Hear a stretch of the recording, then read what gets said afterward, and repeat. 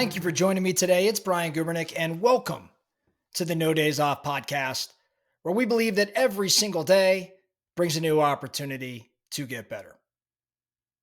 All right, it's our last and final episode breaking down the Adrianne Haslet interview that we did just a handful of days ago.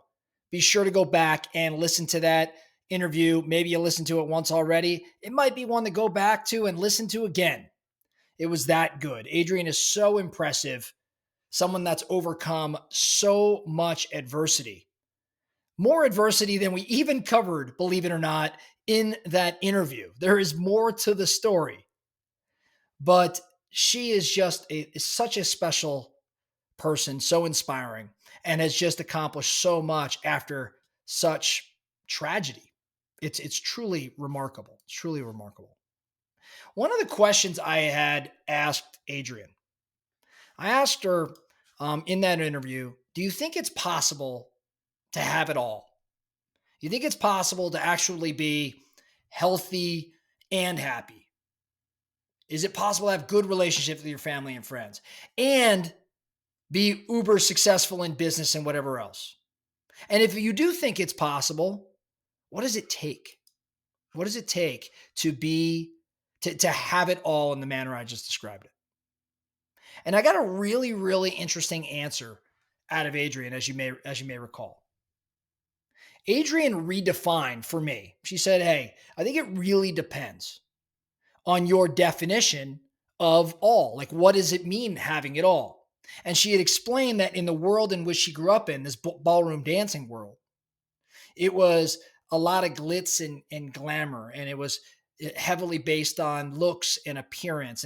And she had this vision for herself of a certain house and a certain marriage and kids and certain experiences. And what she had explained was that her definition of having it all, has just continued to evolve. And it went from being this world class ballroom dancer to finding joy in family and in health and even in daily routines. So, simply put, it really depends on what having it all means to you. And her definition has evolved. One of the best things that Adrianne shared, and she shared so many great things, she talked to us about her morning mantra and what her morning routine looked like. And she said that she asks herself a few questions. She says, what does my head need today? What does my heart need today? How do I want to feel at the end of the day? So, what's her head need? What's her heart need? And how does she want to feel at the end of the day? And she starts her morning that way. To me, these are questions that she's asking herself to define what having it all may look like in her world today. That degree of clarity was the word I had used. I said, it sounds to me like you just have a lot more clarity than most. You know, there's these weird habits that she described. If you go back to the interview, you'll remember she speaks her affirmations out loud, and she's got all these different things that she does in the morning. A lot of that was just simply about clarity, in my opinion. When she's able to figure out what her mind, her head needs every day, and what her heart needs every day, and how she wants to feel at the end of the day, when she has that degree of clarity, she might have a good degree of what having it all really means to her. She had this emphasis on self-reflection. And she used this emphasis. It was a tool to redefine her goals, to reevaluate how she's measuring success. She had such an amazing analogy about the record player. This might have been my favorite takeaway from her. And again, there are lots of them. But she talked about this record player analogy. And she was describing that, when you play a record, for those of us that are old enough to remember records, when you continue to play a certain song on a record, the groove within that record where the needle's been scratching, right? That groove gets deeper and deeper and deeper. And you've got to actually physically move the needle out of that groove. Well, she was describing this record player analogy. She was explaining that moving the needle of thoughts that are stuck on negative loops and replacing them with actionable self-care practices is something that she has to do, and we all should be doing. Again, when you get stuck in your head on this story You keep telling yourself a story, one that's not necessarily a positive one. It's like a needle getting stuck in a record. It gets stuck on this negative loop. And you've got to replace that as soon as you see it. Adrienne would describe that she has to do something. Maybe it's stick her face in water or go outside for a walk or say affirmations or whatever it may be. But you've got to replace these thoughts, these negative loops that keep replaying. You got to replace them with actionable self-care practices or whatever it may be.